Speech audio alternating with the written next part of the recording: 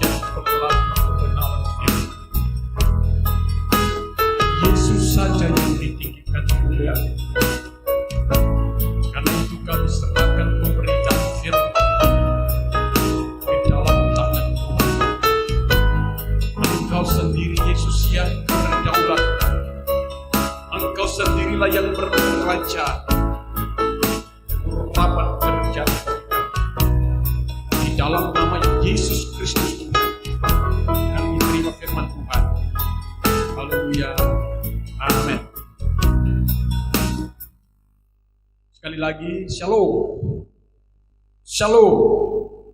Puji Tuhan, kita segera bacakan bagian firman Tuhan dari kitab Perjanjian Baru 1 Korintus 13 ayat 1 sampai dengan ayatnya yang ketiga. 1 Korintus 13 ayat pertama sampai dengan ayat ketiga, dan ayat selanjutnya nanti Lembaga Alkitab Indonesia memberi judul Kasih. Sekalipun aku dapat berkata-kata dengan semua bahasa manusia dan bahasa malaikat, tetapi jika aku tidak mempunyai kasih, aku sama dengan gong yang berkumandang dan canang yang gemerincing. Sekalipun aku mempunyai karunia untuk bernubuat, dan aku mengetahui segala rahasia dan memiliki seluruh pengetahuan, dan sekalipun aku memiliki iman yang sempurna untuk memindahkan gunung, tetapi jika aku tidak mempunyai kasih, aku sama sekali tidak berguna. Dan sekalipun aku membagi-bagikan segala sesuatu yang ada padaku, bahkan menyerahkan tubuhku untuk dibakar, tetapi jika aku tidak mempunyai kasih, sedikit pun tidak ada faedahnya bagiku. Bapak Ibu Saudaraku yang kekasih di dalam Tuhan, jemaat-jemaat Tuhan, hamba-hamba Tuhan yang lagi beribadah di rumah atau lagi menghadap layar televisi, kita tetap bersyukur kepada Tuhan atas segala kebaikan Tuhan yang walaupun situasi, kondisi yang kita alami, kita hadapi di daerah kita ini masih seperti biasa kita beribadah di rumah masing-masing. Tetapi Tuhan itu tidak pernah terbatas. Tuhan tidak dapat dibatasi oleh apapun. Dia bisa bekerja di gereja, dia bisa berkarya, bisa bekerja di rumah, dia bisa bekerja di pasar, bisa bekerja berkarya bagi kita di kebun, dia bisa bekerja bagi kita dimanapun kita berada, asalkan hati kita benar-benar merindukan Yesus. Hati kita benar-benar haus dan lapar akan Tuhan. Karena itu Tuhan katakan di dalam kitab Injil Matius, berbahagia orang yang lapar akan kebenaran Allah, karena mereka akan dipuaskan. Saudaraku yang kekasih di dalam Tuhan, berbicara dari hal tentang kasih, mungkin di antara kita berkata bahwa saya sudah tahu, saya sudah mengerti ini hal, dari hal tentang kasih ini saya sudah hafal definisinya. Tetapi bisa saja seperti itu tidak mengapa. Tetapi berbicara tentang kasih, apalagi berbicara tentang kasih Tuhan, maka itu adalah hal yang dalam, yang tidak dapat juga diberi oleh dunia ini. Kasih itu banyak. Ada yang mendefinisikan kasih itu adalah perasaan untuk memiliki. Kasih ini adalah itu, kasih ini adalah ini definisinya. Kasih ini adalah perasaan saling menyayangi seorang dengan yang lain, atau kasih adalah perasaan untuk memiliki sesuatu. Saudara yang dikasih, tetapi saya mau mendefinisikan atau mengartikan kasih itu adalah kerelaan untuk memberi dengan korban dan tidak menuntut balas. Mungkin ada juga pengertian-pengertian lain. Tetapi menurut saya ketika saya membaca berbagai definisi kasih, maka kasih itu adalah memberi dengan pengorbanan dan tidak mengharapkan balasan. Itu adalah kasih, dan itu adalah kasih yang sejati. Sekarang, kalau kita bertanya, apakah seperti itu? Karena di dalam dunia ini, itu sudah tidak jelas lagi mengenai perkara kasih. Kadang-kala orang berkata bahwa kasih itu saling membalas satu sama lain. Bisa saja. Kalau kita memberi sesuatu kepada seseorang, maka seseorang itu pun harus memberi sesuatu kepada saya. Saling berbalas-balasan, itu adalah kasih. Terserah siapa saja yang mendefinisikan tentang kasih. Namun kita tidak membahas lebih dalam lagi tentang kasih itu, tentang definisi atau arti dan lain-lain. Di firman Tuhan itu sudah banyak berbicara dari hal tentang kasih. Nah saudara, kita baca ini adalah kitab Korintus. Ini di kota Korintus, saudara, ada jemaat yang di Korintus itu terbagi atas 4. Nah, sehingga di sini Rasul Paulus, khususnya Rasul Paulus menyampaikan kepada jemaat yang ada di kota Korintus, karena di kota Korintus itu terjadi perpecahan. Mengapa terjadi perpecahan? Antaranya adalah di kota Korintus itu ada 4 pemimpin yang mereka agungkan.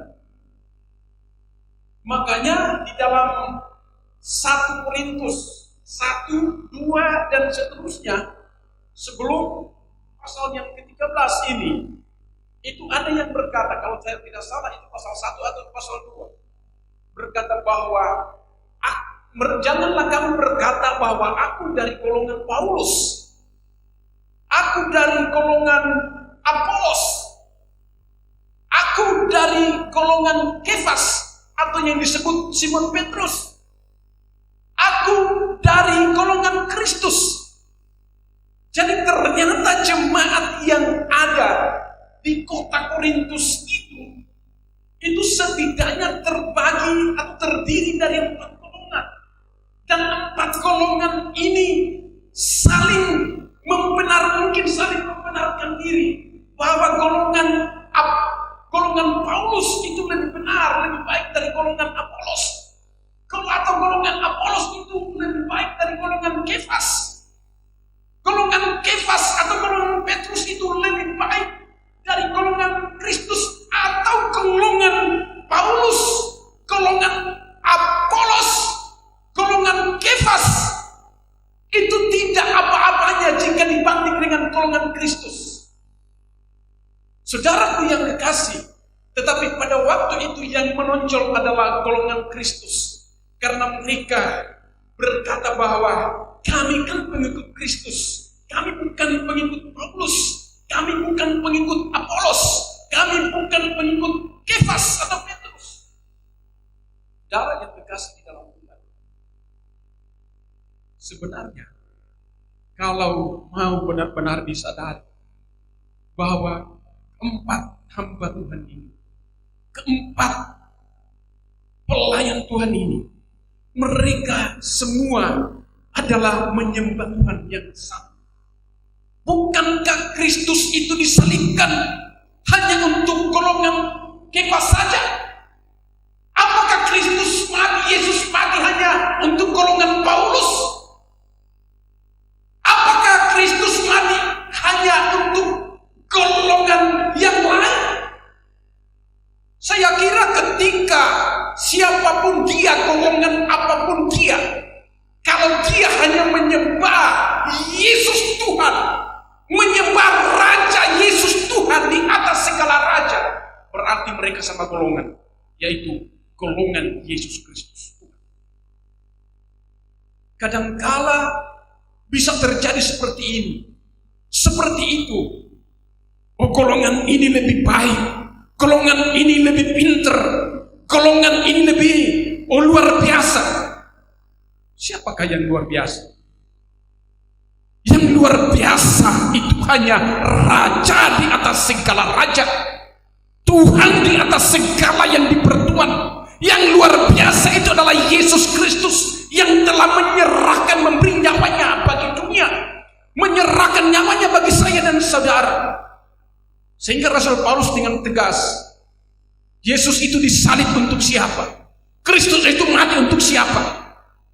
Untuk setiap orang yang percaya, untuk setiap orang yang mau menyembah Tuhan dalam roh dan kebenaran, untuk orang-orang yang mengabdikan dirinya hanya kepada Kristus, hanya kepada orang-orang yang benar-benar menyadari bahwa saya sudah ditebus dengan harga yang mahal, hanya kepada orang-orang yang menyadari bahwa kita berhutang darah, kita berhutang nyawa kepada Yesus. Dengan apakah kita dapat membalas kasih Tuhan?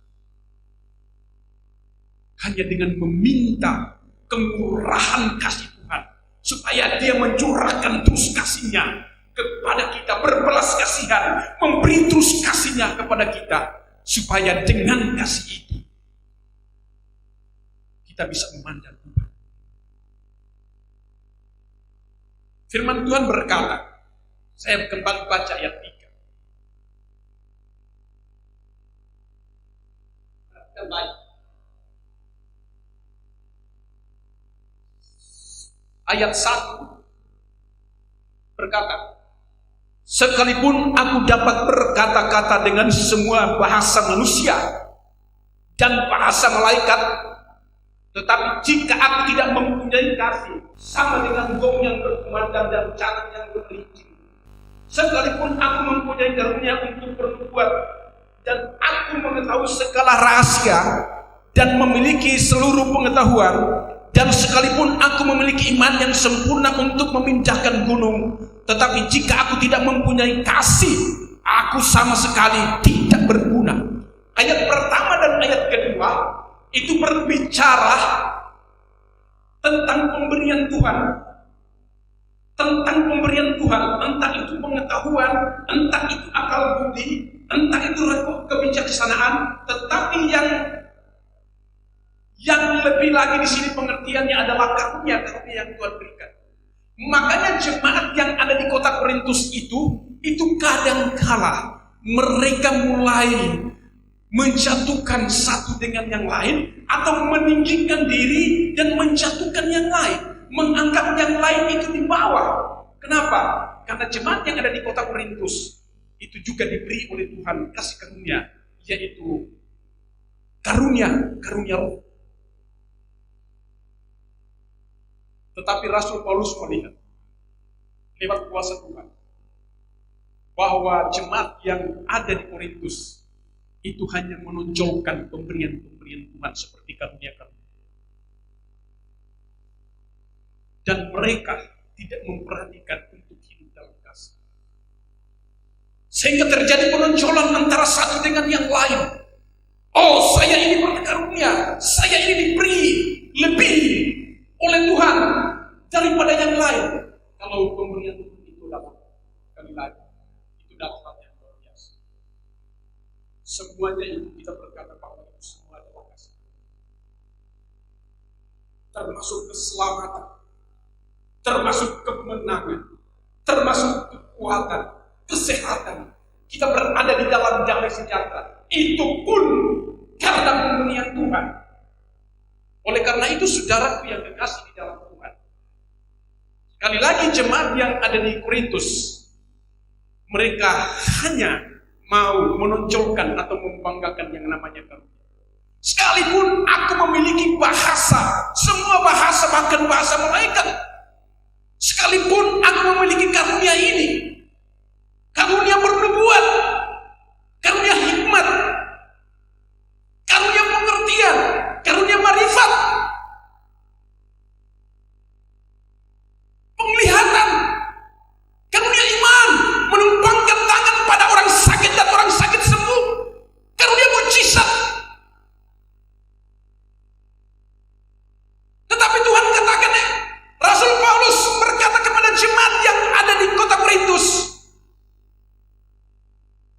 puasa sehari-hari jangan membanggakan. Karena itu pun semua adalah artinya bisa saja jemaat yang ada di Korintus pada saat itu mulai tidak menyadari, mulai lupa diri bahwa karunia itu juga adalah pemberian Tuhan. Maka mereka mulai membangga-banggakan, tetapi mereka lupa hal yang utama dalam kehidupan mereka itu adalah kasih. Jadi Tuhan katakan, sekalipun memiliki bahasa yang ada di seluruh dunia ini, bahasa malaikat, memiliki apapun pengetahuan, Tuhan katakan, kalau tidak ada kasih, itu sama dengan gong yang berkumandang, canang yang gemerincing. Mungkin bisa dikatakan tong kosong berbunyi nyaring.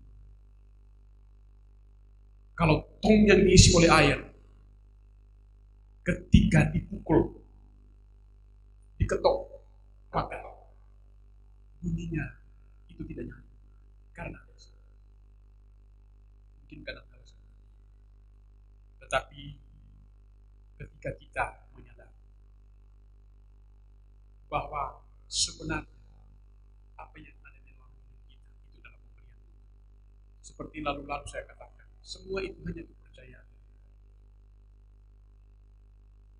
Bahkan kehidupan kita pun, detik ini, hari ini pun Tuhan datang dan mengambil nyawa kita. Kita tidak punya apa-apa. Karena itu, saudaraku yang kekasih, mari kita belajar untuk tidak membanggakan segala sesuatu. Apalagi hal-hal yang memang kalau Tuhan memberikan segala sesuatu, kadangkala orang itu seperti orang bermimpi. Wow, luar biasa. Apalagi sudah mau dipuji orang, sudah ada puji-pujian dari manusia. Itu membuat orang lupa diri bahwa siapa pemberi semua itu. Yang kedua di sini ayat 3. Jadi yang pertama, pemberian-pemberian daripada Tuhan kadangkala membuat kita lupa, kadangkala membuat kita menyombongkan diri di hadapan Tuhan. Tidak, mulai kita lupa bahwa semua itu adalah pemberian Tuhan. Hal yang kedua, di dalam ayat 3, dan sekalipun aku membagi-bagikan segala sesuatu yang ada padaku, bahkan menyerahkan tubuhku untuk dibakar, tetapi jika aku tidak mempunyai kasih, sedikit pun tidak ada faedahnya bagiku. Ya.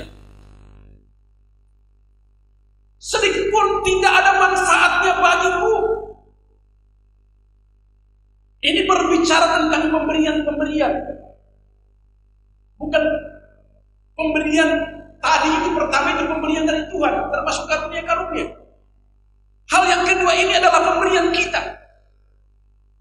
Sekalipun kita memberi sesuatu, mungkin kita banyak mempersembahkan sesuatu, ada korban-korban persembahan yang kita beri. Apa ukuran kita? Apa indikatornya ketika kita memberi persembahan kepada Tuhan?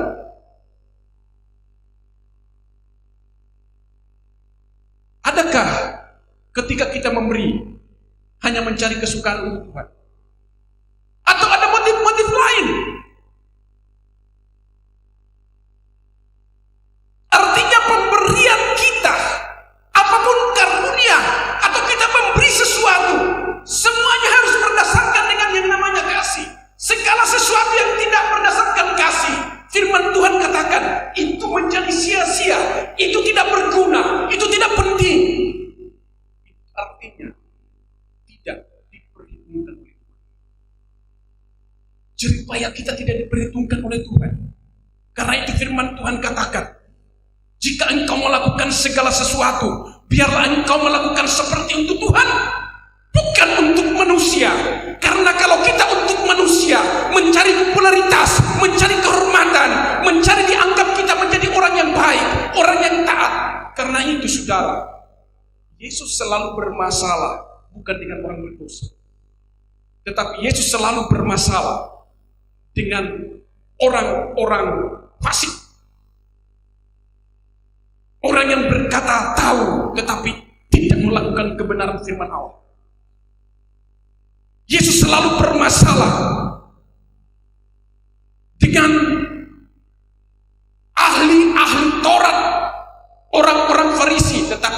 semua ahli Taurat itu menentang Tuhan.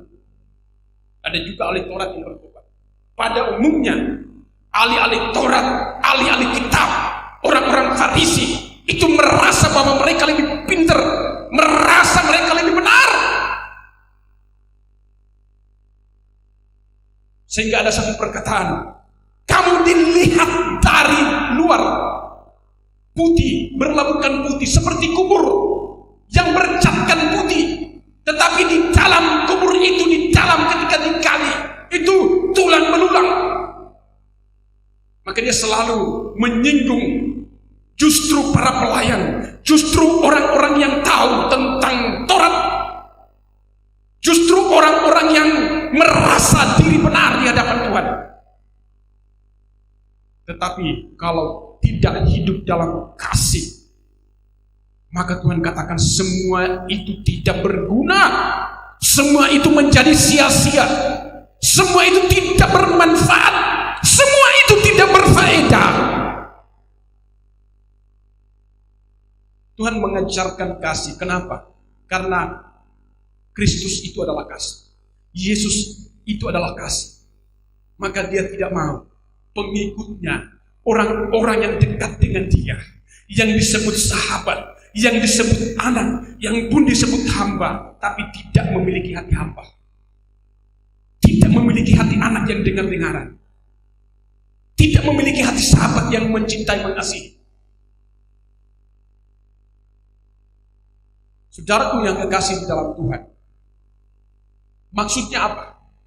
Mungkin pertanyaannya begini, apakah karunia itu tidak penting, tidak perlu, sehingga itu tidak bermanfaat, tidak berguna? Apakah pemberian-pemberian kita, korban-korban kita itu tidak berguna?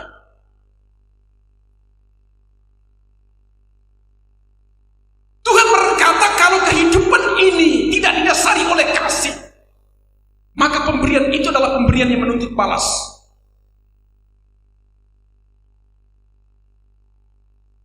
Kalau kita memberi itu mengharapkan kita diberi. Kalau kita memberi, kita mengharapkan kita dihargai. Kalau kita memberi, kita mengharapkan kita dihormati. Kalau tidak dihormati, kalau tidak dihargai, kalau tidak dianggap, maka kita mulai berontak. Itu bukan kasih yang sebenarnya. Kasih yang sebenarnya ketika memberi, dia sudah lupa, melupakan semua. Kenapa Tuhan berkata begitu tegas seperti itu? Bukan berarti karunia. Tidak boleh gereja punya karunia, tidak boleh seseorang punya karunia. Tetapi apa artinya karunia kalau tidak hidup dalam kasih? Mungkin maksudnya seperti itu Rasul Paulus katakan. Karena kasih segalanya. Karunia bisa berlalu, pemberian-pemberian bisa berlalu, persembahan kita bisa berlalu. Maksud saya adalah apalagi berupa materi. Seseorang bisa memberi yang terbaik ketika seseorang itu belajar memberi dirinya sepenuhnya untuk Tuhan, untuk mengabdikan dirinya, belajar untuk mengabdikan dirinya sepenuhnya kepada Tuhan.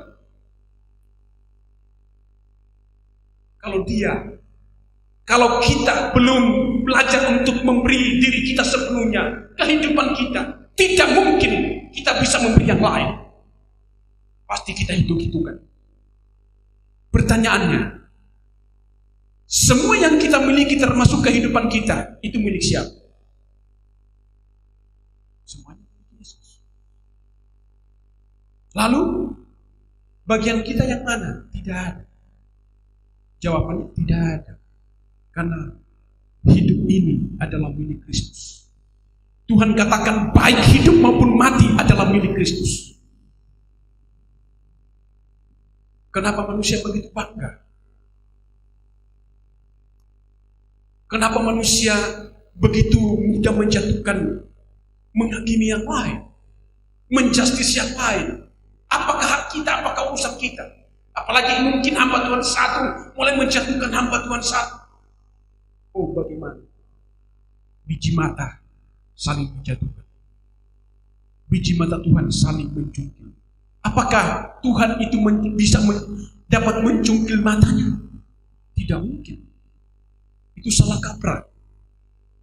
Oleh karena itu, saudaraku yang kekasih, pentingnya karunia itu baik Memberi itu baik.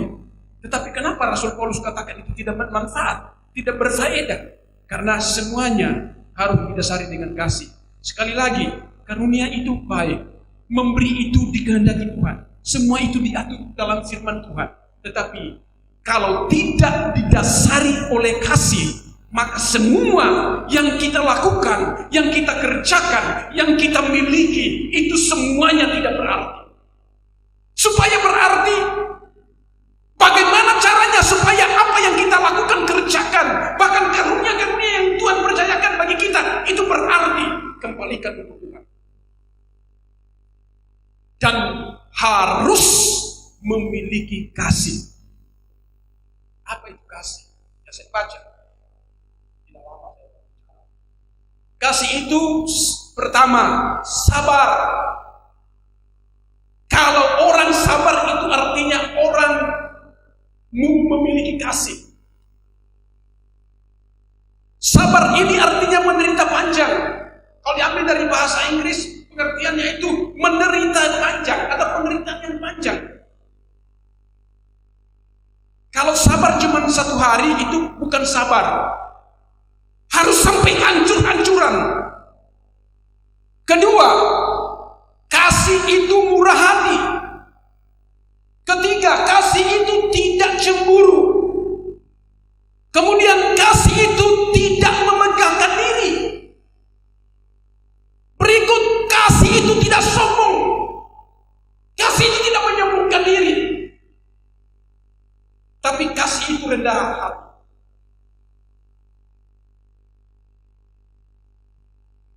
Kemudian kasih itu sopan. Banyak orang di dunia ini sudah mulai tidak sopan lagi. Berkata-kata mulai tidak sopan lagi. Bergaya mulai tidak sopan lagi. Mengekspresikan sesuatu mulai tidak sopan lagi. Tapi apabila Tuhan katakan sopan, maka itu adalah kasih.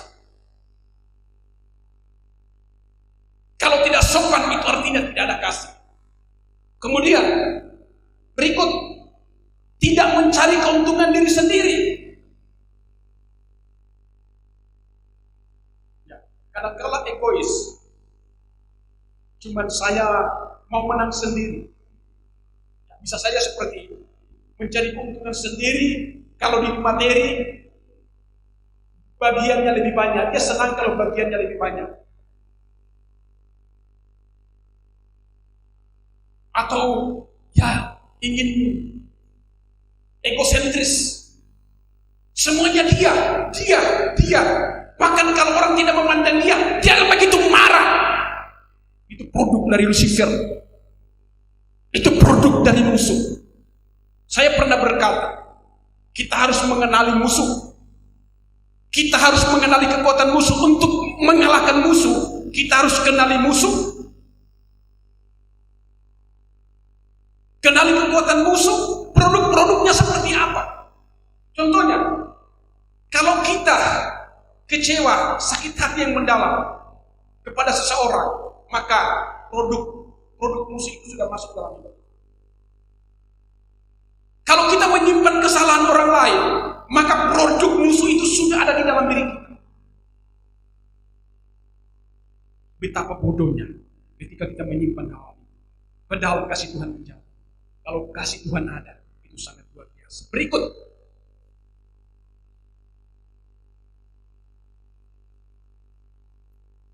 Tidak pemarah. Tidak pemarah. Kasih itu tidak pemarah. Kalau pemarah berarti tidak ada kasih. Tetapi kadang-kala orang itu tidak bisa ditegur. Hanya suka menegur tapi tidak bisa mau ditegur. Nah ini. Sebenarnya kasih itu mendidik. Ketika kita melihat kesalahan seseorang, kemudian kita menegur seseorang, tapi tentunya dengan kasih. Jangan dengan emosi, jangan untuk mencari balas dendam seperti itu.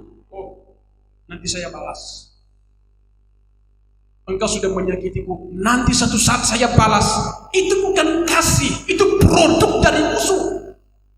Maka kita harus mengenal produk dari musuh itu yang seperti apa. Produk dari surga dari Yesus itu seperti apa.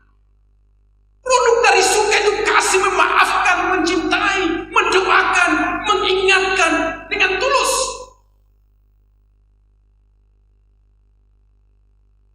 Kemudian dia kasih itu tidak pemarah, tidak menyimpan kesalahan orang lain.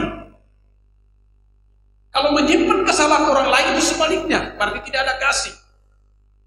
Memang sulit. Saya pun berjuang hingga sampai detik ini. Karena untuk apa saya melayani? Untuk apa saya memberitakan firman Tuhan? Pada akhirnya saya ditolak dan Tuhan berkata, "Hanyalah engkau hambaku yang jahat, engkau hambaku tapi engkau hambaku yang jahat. Karena engkau adalah pembuat kejahatan. Engkau tidak melakukan apa yang menjadi kehendakku, tetapi kehendak Bapamu, yaitu si musuh itu yang engkau lakukan."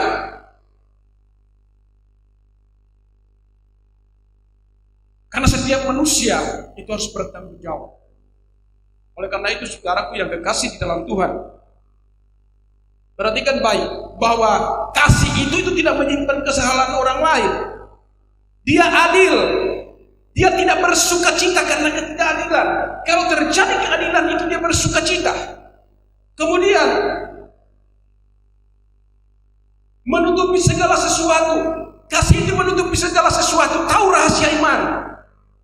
Misalnya persoalan yang ada di dalam rumah keluarga, dia gembur-gemburkan.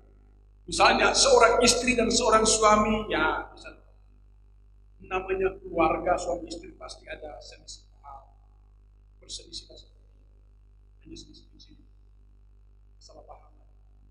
Lalu kemudian seorang istri atau si suami ini mulai menceritakan kesalahan-kesalahan istri kepada tetangga, bahkan kepada khalayak banyak.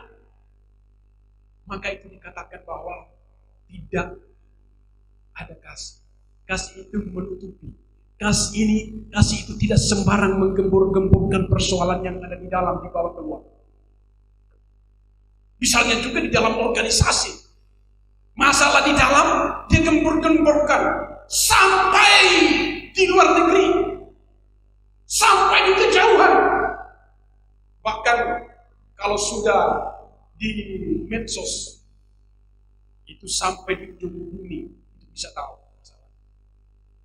Hari-hari ini bisa saja suami istri salah paham, dia langsung posting lewat media sosial. Wah, maka kehidupan kita baik rumah tangga, pribadi, suami, istri, anak-anak, atau berjemaat, berorganisasi, bermasyarakat, yang Tuhan mengajarkan hendaknya itu dalam kasih. Saudara, kemudian percaya kepada firman Tuhan, percaya segala sesuatu, percaya apa yang Tuhan katakan, berharap hanya kepada Tuhan, sabar menanggung segala sesuatu. Pertama sabar, diakhiri dengan sabar. Oleh karena itu, saudaraku yang kekasih dalam Tuhan, kasih itu sangat penting dan itu adalah hal yang mendasar. Itu sebagai dasar kehidupan kita. Karena tidak mungkin kita berkata kita beriman, kita percaya, lalu tidak punya kasih. Itu tidak mungkin. Karena kasih itu Yesus. Dasar iman kita itu Yesus. Dasar percaya berharap itu Yesus. Tetapi gereja Tuhan hari-hari ini, mulai Tuhan mau mendewasakan gereja Tuhan. Jadi kalau seseorang ditegur oleh Tuhan lewat seseorang, mungkin lewat saudara, bisa saja itu karena kasih. Karena kasih itu tidak membiarkan. Kalau seorang anak yang masih balita, dia sudah menuju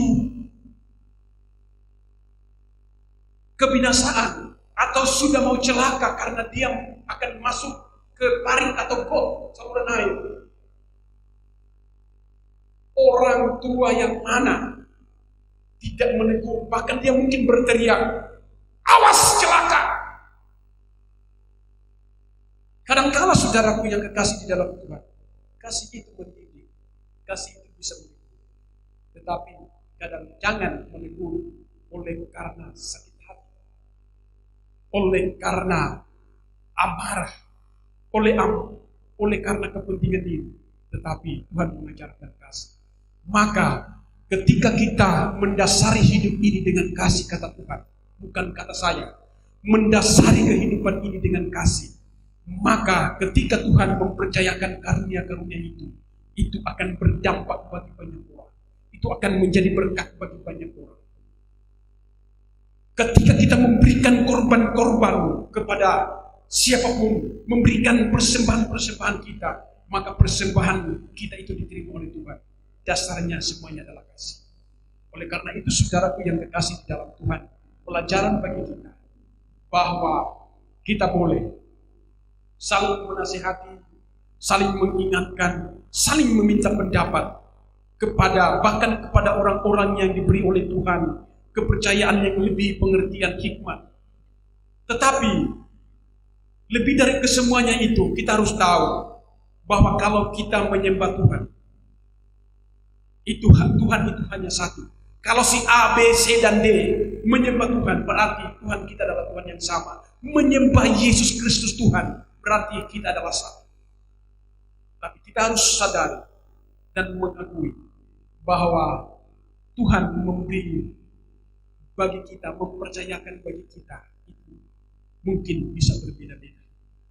Kasih karunia Tuhan bagi kita bisa berbeda-beda. Makanya kalau kita ada kasih, di sana kita ada saling menghormati. Kalau ada kasih, di sana kita saling menghargai. Kalau ada kasih, kita saling memahami satu sama lain.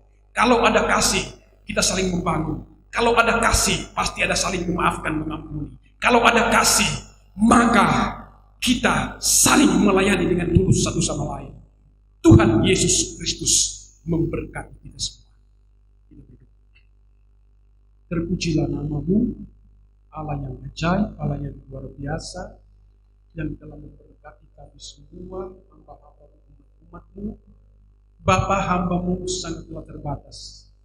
Engkau yang sempurna, Engkau yang suci, Engkau yang kudus, dan Engkau sumber kasih itu. Hamba memohon kepadamu, kasih-Mu pun terjadi bagi hamba-Mu, supaya hamba-Mu hanya tidak sekedar berbicara, tetapi ketika hamba-Mu memiliki kasih-Mu, hamba-Mu pun dapat mengaplikasikan kasih itu kepada siapa saja, termasuk kepada keluarga dekat, kepada jemaat-jemaat Tuhan, hamba-hamba Tuhan, sehingga hamba-Mu tidak akan dituntut oleh Engkau. Bahkan Engkau tidak berkata bagi hamba, Engkau adalah hamba yang jahat, menyala dari hadapan Engkau pembuat kejahatan. Ampunilah hamba-Mu, layakan hamba-Mu, kuduskan urapi hamba-Mu.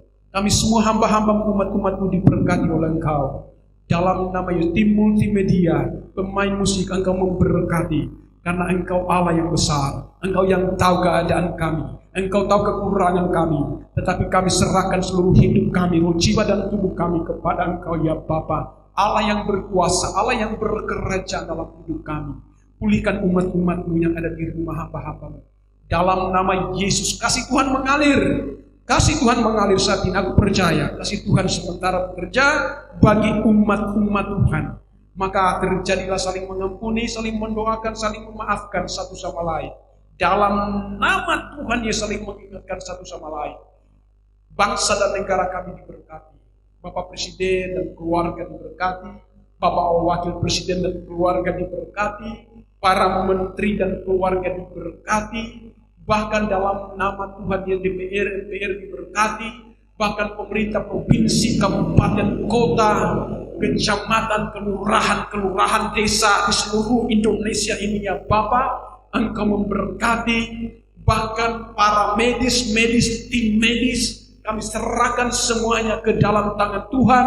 Engkau menolong, memberi kekuatan bagi mereka dalam nama Yesus. Keluarga mereka diberkati, bahkan semua yang membantu, juga kepolisian, TNI diberkati oleh Tuhan. Seluruh masyarakat rakyat Indonesia mengalami lawatan Tuhan, kekuatan Tuhan, berkat Tuhan terjadi bagi bangsa dan negara kami. Khususnya Sulawesi Utara, Engkau menolong Bapak Gubernur, Wakil Gubernur bersama keluarga, bahkan perangkat-perangkat yang ada di Provinsi Sulawesi Utara, perangkat-perangkat daerah Kabupaten Minahasa Tenggara, Bapak Bupati, Wakil Bupati juga bersama keluarga, bahkan semua SKPD yang ada, bahkan desa Rasi yang kami cintai kasihi ini pemerintah. Kedua hukum tua bersama keluarga, Engkau nyatakan kasih sayang-Mu, kekuatan kesehatan dalam mereka menjalankan program-program pemerintah yang ada di Rasi Raya ini. Tuhan menolong mereka. Hikmat, pengertian, akal budi dalam nama Yesus. Semua perangkat desa, BPD, LPMD mengalami keberkatan lawatan Tuhan. Saat ini dalam nama Yesus, desa ini dikasihi, dicintai oleh Tuhan. Dijauhkan dari perkelahian, pertentangan, pencurian, apalagi sakit penyakit sampar, sakit penyakit menular dalam nama Yesus. Terima kasih, kami mohon belas kasih Tuhan terjadi dalam hidup kami Tuhan. Para hamba-hamba Allah, umat-umat Allah, di mana saja berada Tuhan, Engkau menolong, memberkati. Nyatakan kuasa-Mu, nyatakan kasih-Mu ya Bapa, bagi bangsa-bangsa, orang-orang yang mengalami persoalan yang berat. Mungkin hari ini ada orang-orang yang mau mengakhiri hidupnya dalam nama Yesus. Dengan cara apapun, kami berdoa, tolong ya Bapa, kasihani jiwa-jiwa itu Tuhan. Dalam nama Yesus, dalam nama Yesus Kristus Tuhan, tolong kasihani termasuk keluarga-keluarga kami. Inilah doa dan ungkapan syukur kami di hadirat-Mu ya Bapa, di dalam nama Tuhan Yesus Kristus. Dan kami mau mengakhiri ibadah kami pada saat ini. Allah yang maha tinggi, Allah yang maha mulia, Allah yang layak disembah dan dipuji, di dalam Yesus Kristus Tuhan, lewat Roh-Nya yang teguh, Roh-Nya yang kudus, menguduskan hidup kami, melayani dan mengurapi kami. Terpujilah nama-Mu Bapa. Kami berdoa, bersyukur, dan kami akhiri ibadah ini. Umat-umat-Mu yang ada di rumah-Mu diberkati oleh Engkau. Suami-suami, istri sekalian diberkati, anak-anak diberkati, semua keluarga diberkati oleh Engkau. Inilah doa dan ungkapan syukur kami di dalam nama Tuhan Yesus Kristus. Kami bersyukur. Haleluya, amin. Puji Tuhan, ibadah kita sudah selesai. Tuhan Yesus Kristus memberkati kita semua. Shalom.